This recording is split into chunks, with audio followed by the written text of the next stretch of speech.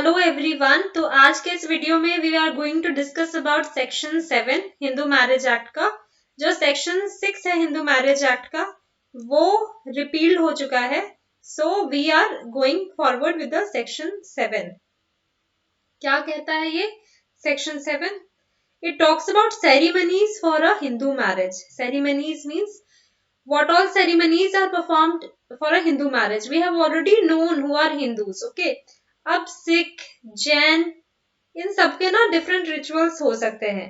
So if whatever in their community or their समाज it is given that these are the ceremonies that need to be performed, उसको perform करने के बाद आप दोनों wedded husband and wife हो जाओगे, wedded spouse हो जाओगे, then you will be considered as your marriage has been solemnized. क्या कहा गया? हिंदू मैरिज में B solemnized in accordance with the customary rites and ceremonies of either party thereto. यानी कि क्या होता है, जैसे फॉर एग्जाम्पल देर इज कन्यादान. कन्यादान इज देर, वो होता है. एक minute, let me change this pointer. Kanyadaan is there, then saptapadi is there. So all these things are the ceremonies, और इसे कंप्लीट कर लेने के बाद कंसिडर कर दिया जाएगा कि मैरिज कंप्लीट हो गई है.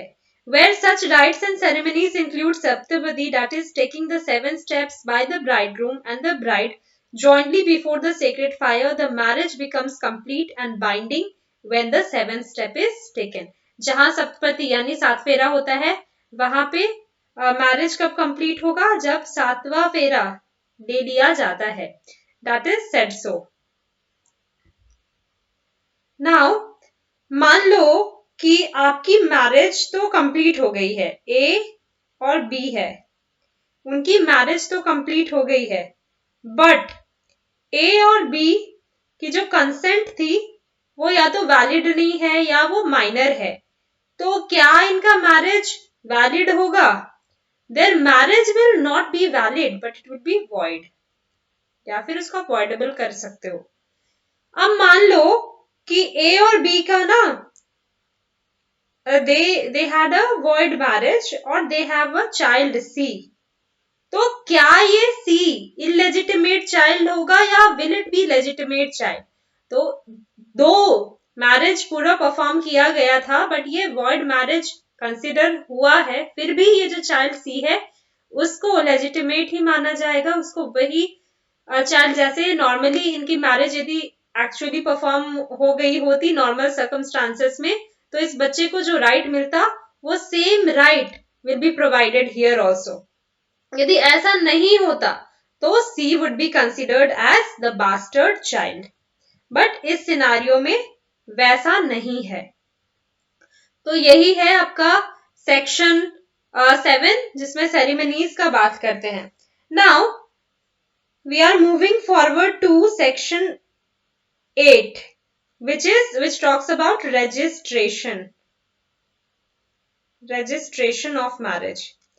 For the purpose of facilitating the proof of Hindu marriage, the state government may make rules providing that the parties of any such marriage may have particulars relating to their marriage. यानी कि शादी करने के बाद state government अपना rule बना सकता है कि आप ऐसे रजिस्टर कीजिए ताकि एक प्रूफ होगा कि ए और बी जो है वो मैरिड है. ए और बी ने मैरिज कर लिया, अब पता कैसे चलेगा कि यू आर मैरिड और नॉट? तो उसको रजिस्टर कीजिए. ठीक है. अब दूसरा है notwithstanding contained in subsection 1, the state government में if it is of opinion that it is necessary और एक्सपीडियंट. एक्सपीडियंट का मतलब भी नेसेसरी भी होता है. Provide that entering of particulars referred shall be compulsory in the state or in any part thereof, wherein cases such maybe where any such direction has been issued, any person contravening any rule shall be punishable. मान लो register करना है in the state of UP. A और B UP में थे, UP के रहने वाले थे, इनकी शादी हो गई, इनको रजिस्टर करना था UP. I am just taking this example. और इन्होंने नहीं किया तो जो स्टेट गवर्नमेंट है वो इन पे फाइन भी लगा सकती है. Now this is what this section is talking about.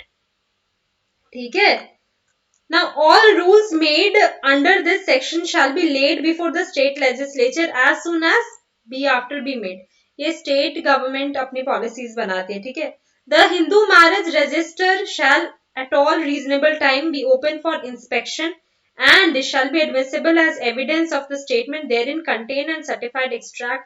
हम लोग कभी भी A और B के dispute होता है, मैरिज रजिस्टर है, तो इस मैरिज रजिस्ट्रेशन को एविडेंस की तरफ आप यूज कर सकते हैं कि ये मेरा हस्बैंड था and this I have a marriage registration proof है, तो ये एडमिसिबल होता है कोर्ट ऑफ लॉ में. बट यहाँ पे दिया notwithstanding anything contained in this section the validity of any Hindu marriage shall in no way be affected by the omission to make the entry. मान लो आपने marriage का अपना registration नहीं किया है, तो क्या आपका मैरिज इनवैलिड होगा?